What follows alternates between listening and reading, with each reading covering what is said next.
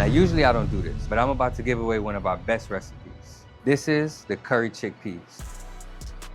So first, you're gonna get your cooking oil. Just cover the base of your pan.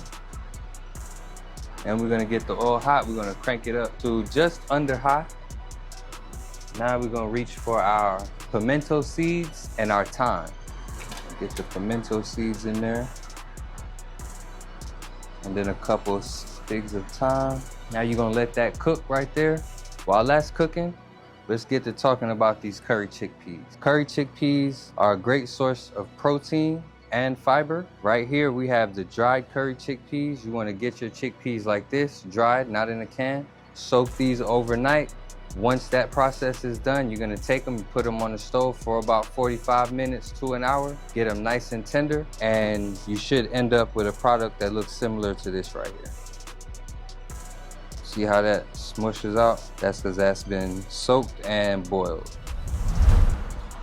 Now, if you lean in a little bit, you can get the aroma from the thyme and the pimentos, creating that nice earthy smell. That's when you know it's ready to hit it with your curry powder. Now you want to get at least 2 tablespoons of curry powder and just spread it all over the pan. Now this is where your patience kicks in, because you got to let it chill for a little bit. You want the heat from the oil to unlock the flavor profile of the curry. You want to let it roast, not burn, but roast.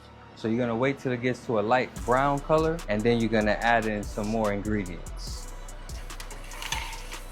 That color is turning from that golden curry color. It's getting a little brown now. That's what we're looking for right there. Now you want to hit it with some garlic. This is a mixture of garlic and ginger. Get that going in there. Yeah, you smell that? That's that scent we're looking for right there. Now we're gonna add in 1 yellow onion and 6 green onions. I'm gonna let that cook for a little bit longer right there. Now that that's been cooking for a couple of minutes, you're gonna go ahead and get your boiled chickpeas, pour those right in there.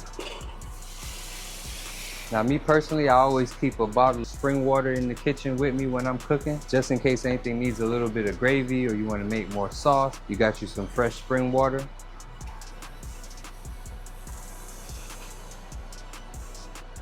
About 1.5 cups of spring water in there. Stir that up real good.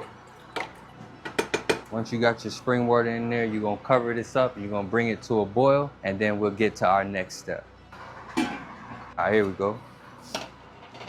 So now we got the curry chickpeas going, a nice rolling boil. You wanna take the time and add your organic coconut cream or coconut milk. If you're using coconut milk, that's gonna change your spring water ratio. You wanna use less spring water if you're gonna use coconut milk, but today we're using coconut cream. So we're gonna go ahead and add this in there.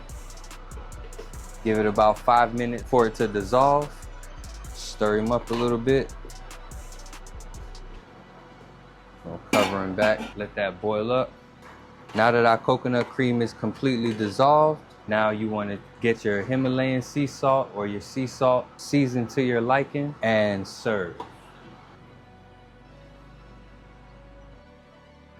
Once all your seasonings have cooked in and gotten in there real good, you're gonna be ready to serve. If you like me, you'll take your curry chickpeas over a nice bed of quinoa just to make sure you get that extra protein in. All right, let's see what this hitting on, huh?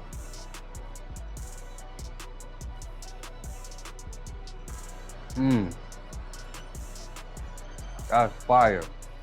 Try this at home, let me know how it come out. Y'all going now, I'm about to eat this.